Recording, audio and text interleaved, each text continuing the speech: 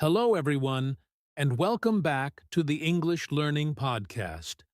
I'm Jason, your host, and today we have Julia with us. Hi, Julia. How are you today? Hi, Jason. I'm doing great, thank you. And hello to all our listeners. I'm so happy to be here again. We're really glad you're here, Julia. And to all our listeners, welcome.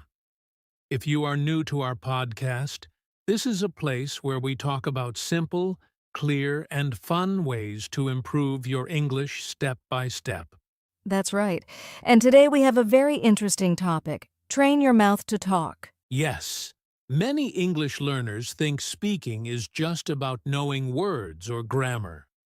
But actually, speaking is also about training your mouth, your lips, and your tongue, just like you train your body in the gym. Exactly. If you want to speak English more clearly and naturally, you need to practice how your mouth moves. It's like exercise, but for speaking.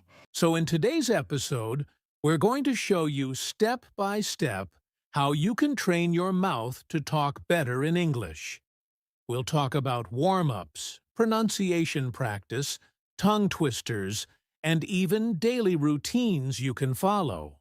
And don't worry, we'll keep it simple and fun so you can follow along easily, even if you're just starting your English journey. Great. So, let's get started with today's topic. Why do we need to train our mouth to talk in English? So, Julia, before we teach our listeners the steps, let's start with the big question. Why do we need to train our mouth to talk in English? That's a very important question, Jason. Many learners know English words, they know grammar, but when they try to speak, it feels difficult. Their mouth doesn't move easily, and sometimes the words sound strange or unclear. Yes, I hear that a lot from students. They say, I know what I want to say, but I can't say it quickly. Exactly. And that happens because speaking is not only about thinking, it's also about muscles. Your lips, your tongue, even your jaw are part of speaking. If you don't train them, they move slowly or in the wrong way. That makes sense. It's like playing football or basketball. You need to train your body. If you never practice, you can't play well in a real game. Right. And in English, some sounds are new for learners. For example, the teach sound in words like think or this. If your mouth is not used to it, you might say sink instead of think. Oh yes, I've heard that mistake many times. So, training your mouth helps you say sounds more clearly, speak faster, and feel more confident. That's so true. And I think another reason is rhythm. English has a special rhythm and stress pattern. If you don't train your mouth, it's hard to get that natural flow. Exactly. That's why today's topic is so helpful. If our listeners train their mouths step by step, they will notice big changes in the way they speak English. Wonderful. So now that we understand why it's important, let's move to the next part. How is speaking like physical exercise? So, Julia, now that we know why training the mouth is important, I have another question. Can we say that speaking English is like physical exercise? Yes, Jason, I think that's a great way to explain it. Just like you train your body in the gym, you also need to train your mouth for English. Interesting. Can you give us an example? Sure. Imagine you want to get stronger arms. What do? You lift weights again and again. At first it's hard, but after some weeks, your arms become stronger. Ah, I see. So, in the same way, if you want clear English, you must repeat sounds and words again and again. Exactly. Your tongue and lips are like little muscles. The more you practice, the faster and smoother they move when you speak.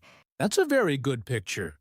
It means if I never train, I will always feel slow or awkward when speaking. Yes. And here's something funny. Have you ever tried a tongue twister, Jason? Oh, yes. Something like she sells seashells by the seashore. That's the one. When you try it the first time, your mouth feels tired, right?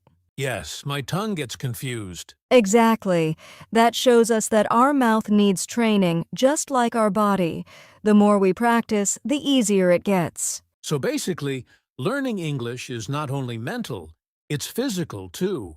That's right. And the good news is, just like exercise, if you practice every day, even for a short time, you will see big results. Great. So now, let's look at some common problems learners face when they try to speak English. All right, Julia. So far, we've talked about why we need to train our mouth and how speaking is like exercise. But I think many learners face real problems when they try to speak. What are some of the most common problems? That's a very good question, Jason. I see a few problems again and again with students. The first one is speaking too slowly. Learners know the words, but when they speak, there are long pauses. Yes, I've noticed that too. It's like they are translating from their native language in their head. Exactly. That's problem number 2. Translating instead of speaking directly. When you translate in your mind, your mouth stops moving naturally. Right? And I think another problem is fear. Many learners are afraid of making mistakes, so they don't open their mouth enough. Yes, and that leads to unclear sounds. Some learners speak without moving their lips or tongue much, so the words sound flat or hard to understand. That's a good point. It's almost like mumbling, right? Yes, exactly. Mumbling. And one more problem is rhythm. English has a special rhythm with stressed and unstressed words. If learners don't practice, their speech can sound robotic or unnatural. That's so true. I remember a student who spoke every word with the same stress, like a robot. Once they trained their mouth to follow English rhythm, they sounded much more natural. Yes, so to summarize, the common problems are speaking too slowly, translating in the mind, fear of mistakes, not opening the mouth enough robotic rhythm. That's a clear list. And the good news is, we can fix all of these problems by training the mouth step by step. Exactly. And that's what we're going to talk about next. Let's begin with the first step, warming up your mouth before speaking. All right, Julia. Now we're moving to the first practical step, warming up your mouth. Can you explain why this is important? Of course, Jason, just like athletes warm up before exercise, your mouth and tongue need a warm-up before speaking English. It helps your lips, tongue, and jaw move more easily. That makes sense. So, if I warm up my mouth, I can speak faster and more clearly? Exactly. And it's very simple. You don't need any special tools, just a few exercises that take a couple of minutes. Great. Can you give us an example? Sure. First, try moving your lips. Say A-A-E-E-O-O slowly and clearly. Open your mouth wide for A-A, smile for E-E, and round your lips for O-O. Ah, I see. So we are training our lips and mouth muscles with these sounds. Yes. Next, move your tongue. Stick it out and move it left, right, up, and down. This helps your tongue become flexible. Wow, I never thought about moving my tongue like that. That's fun. It is fun and it works. Another exercise is jaw movement. Open your mouth wide, then slowly close it. Repeat this a few times. This helps your jaw feel relaxed and ready to speak. So lips, tongue, and jaw, warm them up for a few minutes every day. That's the key. Exactly. And the best part is, you can do this anywhere, even before a class or a conversation. Just 2 to 3 minutes of warm-up makes a big difference. Fantastic. Now that we know how to warm up, let's move to the next step, practicing sounds and pronunciation. All right, Julia, we warmed up our mouths. What's next? The next step is practicing sounds and pronunciation. This is very important because some English sounds are different from what learners use in their own language. Ah, yes. I know some learners struggle with certain sounds, like teeth or R. Exactly. For example, the T sound in think, or this is difficult for many learners. Your tongue needs to go between your teeth slightly, like this. Think. This. Oh, that's tricky. But I see how practicing it slowly can help. Yes, always start slowly. Another common challenge is the R sound. In words like read or run, the tongue should not touch the roof of your mouth. Just curl it slightly. That's interesting. And what about L? Good question. For L, your tongue should touch just behind your upper front teeth. For example, light, love, little. I see. So, the key is to practice these sounds one by one, slowly at first. Exactly. And the more you repeat them, the easier they become. You can even practice short words or syllables multiple times until your mouth remembers the movements. That makes sense. So learners should not rush. They should take small steps and practice daily. Yes, and once the sounds become natural, it will be much easier to speak full sentences clearly and confidently. Perfect. So after practicing individual sounds, the next step is fun, using tongue twisters and repetition to make our mouth even faster. All right, Julia, now that we've practiced sounds, what's the next step? The next step is using tongue twisters and repetition. This is a fun way to train your mouth and improve your speed and clarity. I love tongue twisters. Can you give us an example? Sure. A simple one is, she sells seashells by the seashore. Say it slowly at first, then a little faster each time. Oh, yes, I remember that one. It's tricky at first, but fun to practice. Exactly. Another example is red lorry, yellow lorry. It helps practice the R and L sounds. So the key is repetition, right? Repeat these tongue twisters several times every day. Yes. Repetition trains your mouth muscles. At first, it might feel hard, but after a few days, your mouth moves faster and more naturally. That's great. And I think it's also fun. Learners can practice alone or even with friends. Absolutely. And the more you repeat, the clearer and faster your English will sound. Perfect.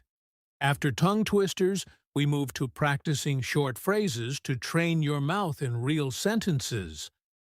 All right, Julia, tongue twisters are fun. But now, how can learners use what they've practiced in real conversations?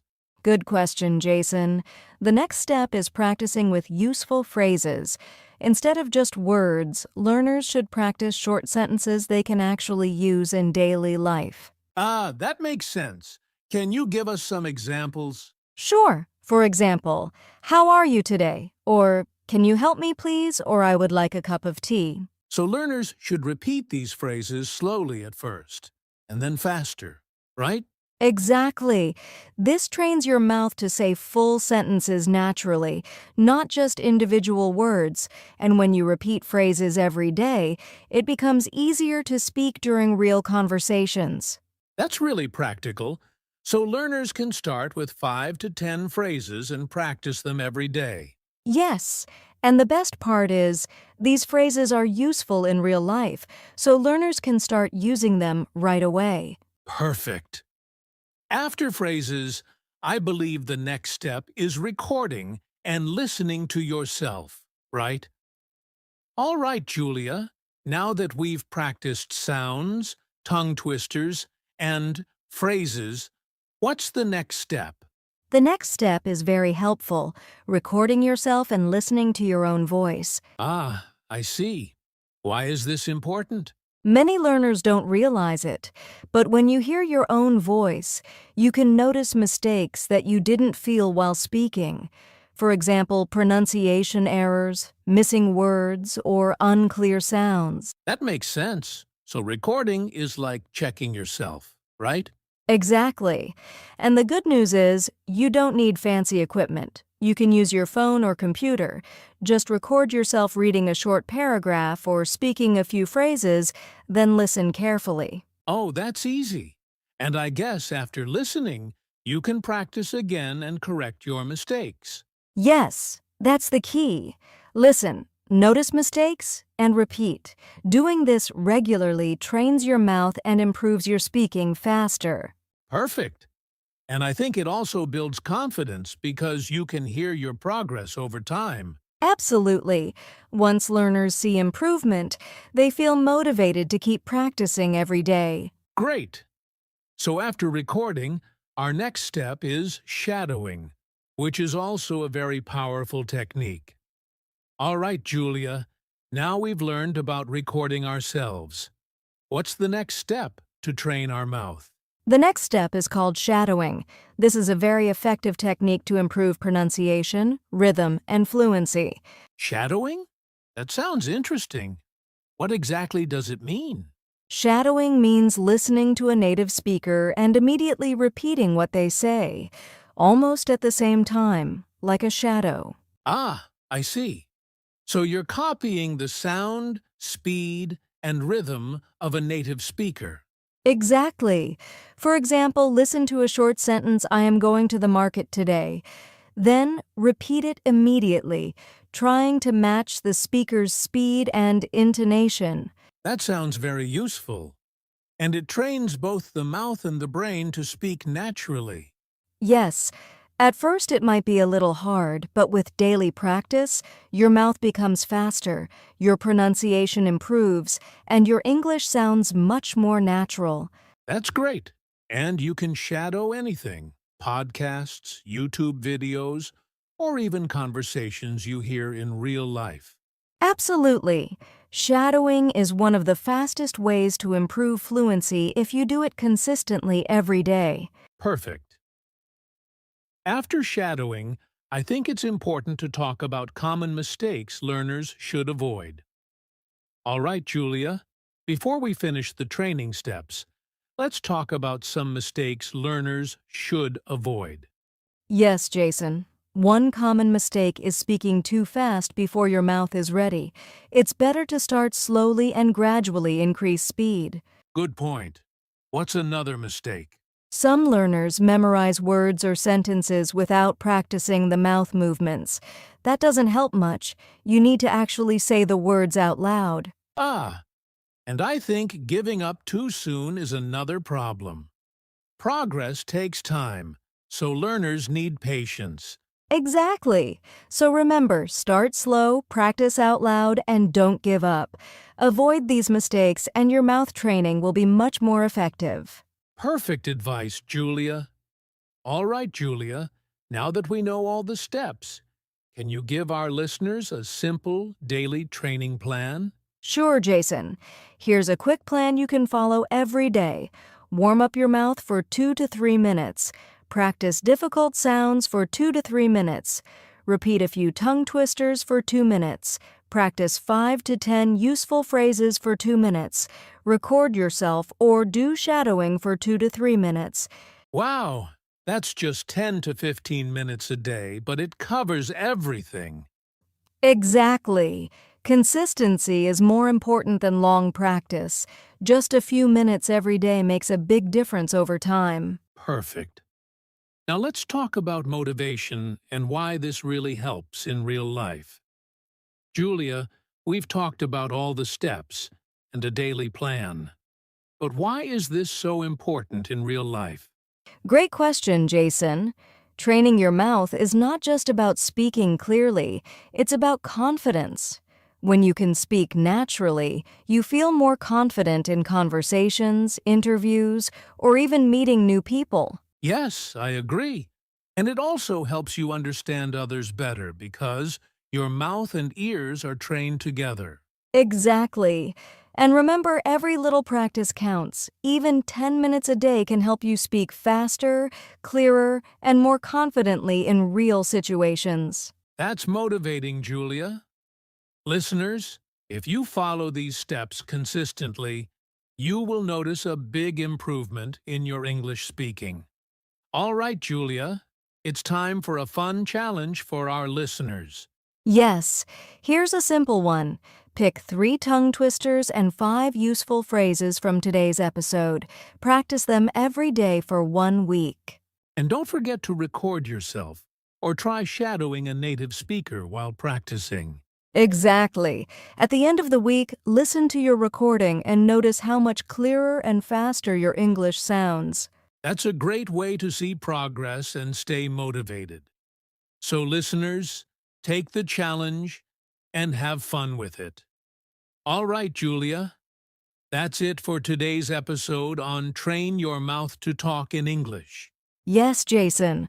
I hope our listeners learned some useful tips and feel ready to practice every day. Remember, listeners, speaking English clearly is like exercising your mouth.